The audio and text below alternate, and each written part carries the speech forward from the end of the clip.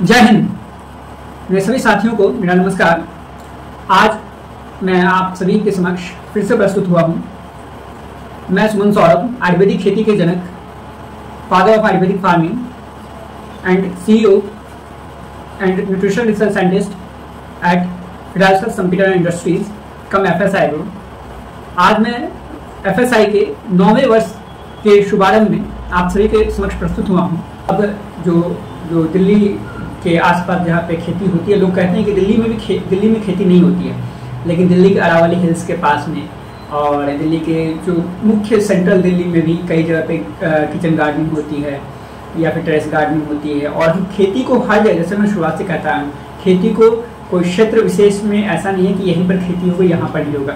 आप खेती को हर तरीके से हर जगह पे कर सकते हैं।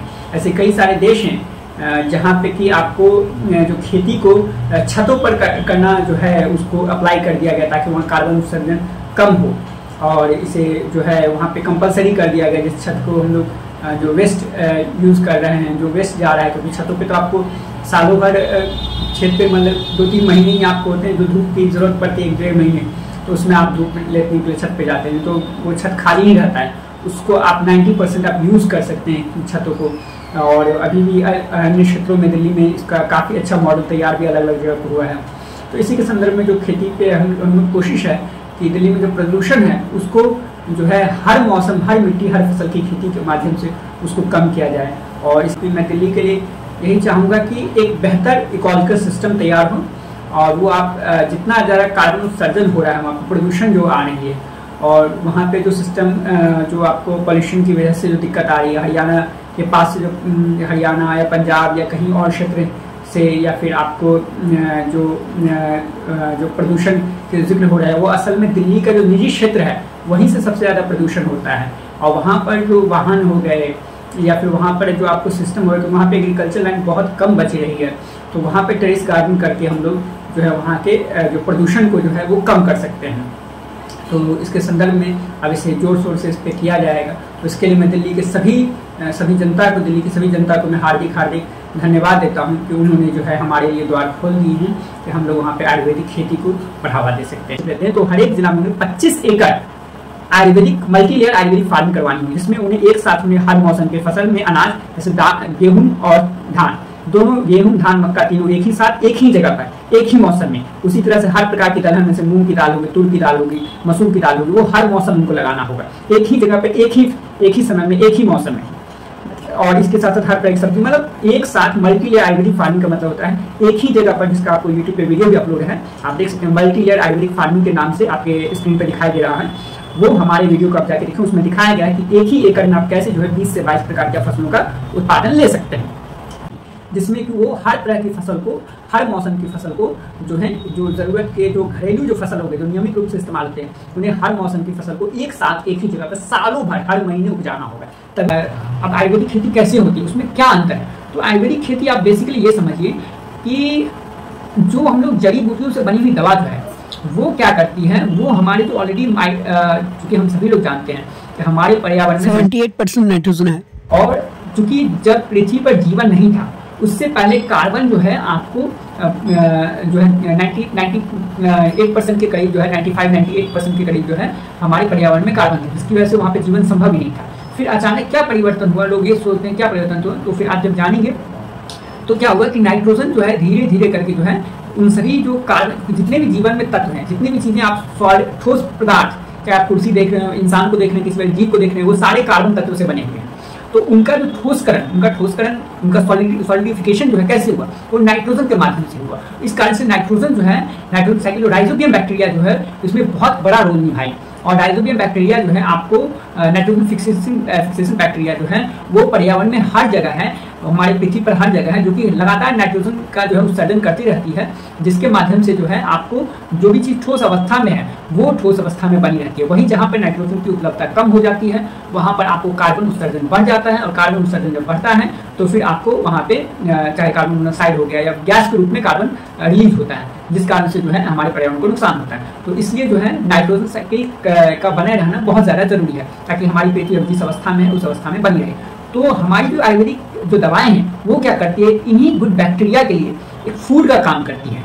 आयुर्वेदिक खेती क्या है, तो वो हर मौसम, हर मिट्टी, हर फसल खेती है। लेकिन ये कैसे काम करती है, ये क्या करती है, जितनी प्रकार की हमारी आयुर्वेदिक जड़ी बूटियों की दवाएं होगी उनके लिए ये फूड का काम करती है। और ये जो गुड बैक्टीरिया, जितनी प्रकार आयुर्वेदिक दवाएं होंगी ये क्या करती है, फूड का काम करती है गुड बैक्टीरिया के लिए। जितने प्रकार good bacteria, nitrogen fixation bacteria जितने होंगे उनके लिए आपको फूड का काम करती है। और जिनको इतना ज़्यादा भोजन उनको मिलेगा वो उतनी ज़्यादा अपनी संख्या को बढ़ाएंगे, और उनकी संख्या जितनी ज़्यादा बढ़ेगी उतना ज़्यादा नाइट्रोजन साइकिल तेज होगा। नाइट्रोजन साइकिल तेज होगा तो सीधी सी बात है, उनकी फर्टिलाइजर की उपलब्धता जो है, खाद की उपलब्धता खेतों में मिल जाएगी, फॉस्फोरस की उपलब्धता मिल जाएगी, पोटेशियम की उपलब्धता मिल जाएगी, सल्फर कैल्शियम की उपलब्धता हो जाएगी। तो इस माध्यम से जो है हम लोग की दवाएं जो है पौधे को अंदरूनी रूप से भी मजबूत करती है, साथ ही साथ जो है हमारे जो आयुर्वेदिक खेती के माध्यम से जो है आपको पौधे का जो इंटरनल इम्यूनिटी हुआ, जो आंतरिक जो क्षमता होगी उसको भी बढ़ाती है, प्लस सेल्फ इन्वायरमेंट क्रिएट करती है। मतलब हर किसी का अपना एक ऑरा होता है, जितना भी आपके घर में आप कोई भी जीव हो गया, कोई भी इंसान हो गया, हर किसी का एक अपना सेफ स्पेस होता है। वो स्पेस को ये आयुर्वेदिक खेती के माध्यम से, आयुर्वेदिक दवाएं जो उनका सेल्फ इन्वायरमेंट जो उनका हो गया उसको मजबूत बनाती है, ताकि वो जब ऑक्सीजन, क्योंकि जितने भी जीव पृथ्वी पर है वो ऑक्सीजन के माध्यम से ही जीवित हैं। चाहे वो पेड़ पौधे आपको रात के समय ऑक्सीजन ले, लेकिन वो भी ऑक्सीजन पे ही जीवित है। चाहे आप कोई भी जीव ले लो वो भी ऑक्सीजन पे ही जीवित है।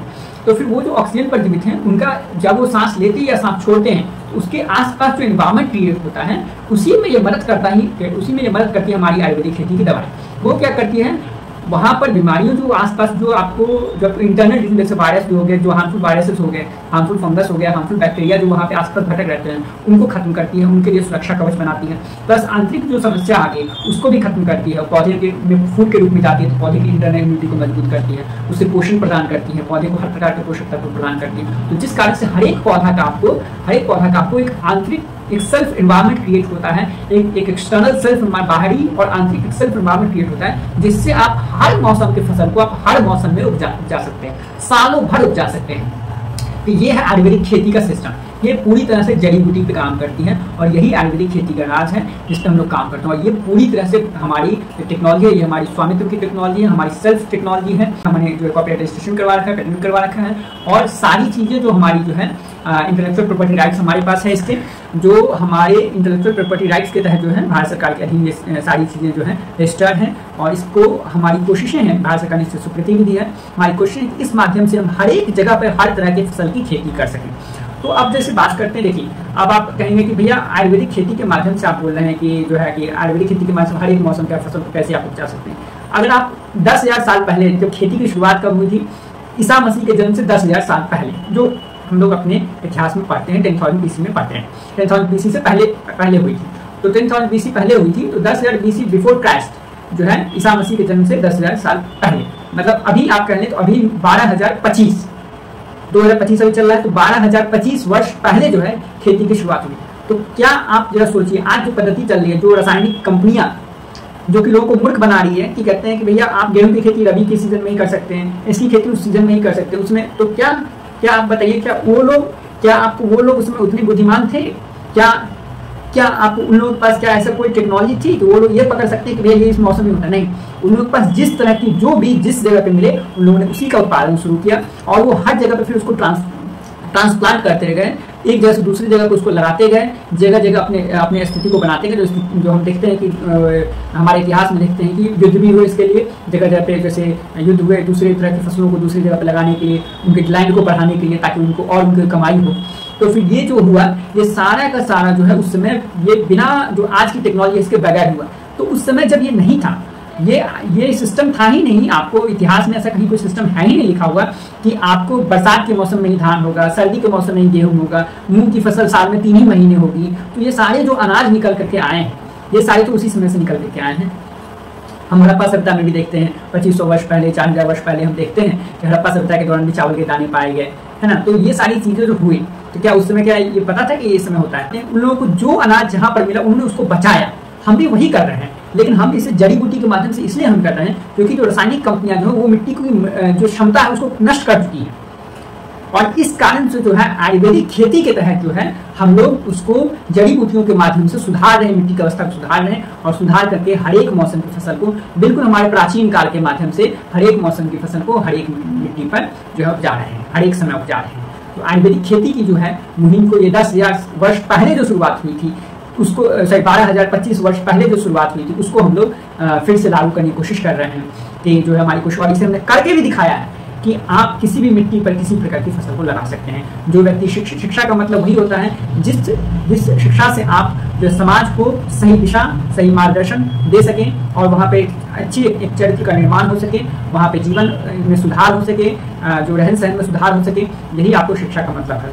तो शिक्षा जो मैंने प्राप्त की है, मैं उसी को अप्लाई कर रहा हूँ ताकि मुझे जो जीवन मिला है उसके माध्यम से मैं कुछ ऐसा करके जाऊँ जिससे कि आने वाले हजारों सालों तक, आने वाले सभी युगों तक जो है वो चीज़ें जो है जीवन को, सामान्य जिंदगी को बेहतर बना सके और इंसानों और बाद बाकी पशु पक्षियों के लिए भी अच्छा एक जो है अच्छी एक जो है पर्यावरण को जीवित रह सके, जिससे हमें पृथ्वी पर ही एक अच्छा घर मिल जाए, जिसके लिए हम जो मंगल पे परेशान हो रहे हैं, चांद पे परेशान हो रहे हैं जाने के लिए, ये सब करने की हमें आवश्यकता न हो। पृथ्वी को ही हम लोग सस्टेनेबल बनाएं, क्योंकि ऐसा नहीं है कि पृथ्वी आपको आज ही आपको सूर्य से टकरा रही है। जो आप डिस्कवरी चैनल बादबाकी में देखते हैं, नासा भी बताती है कि पृथ्वी इतने खरब साल बाद सूर्य से टकरा जाएगी, सूर्य उसको निकल जाएगा। भैया उसमें बहुत टाइम है, लेकिन जितना अभी आपके पास है, जो ग्लोबल वार्मिंग आ रही है, उसको रोकने का सबसे अच्छा उपाय है आयुर्वेदिक खेती, क्योंकि इस माध्यम से आप हर मौसम में हर तरह की फसल लगा सकते हैं। तो क्या होगा इससे, आपको जो पौधे अधिक मात्रा में कार्बन के उत्सर्जन को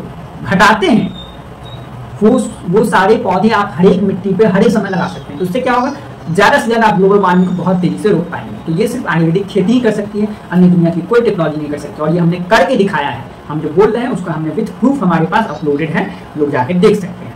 आप सभी का हार्दिक धन्यवाद। आपका दिन शुभ हो। हरे कृष्णा, जय हिंद, हरे कृष्णा। हरे कृष्णा कृष्ण कृष्ण हरे हरे।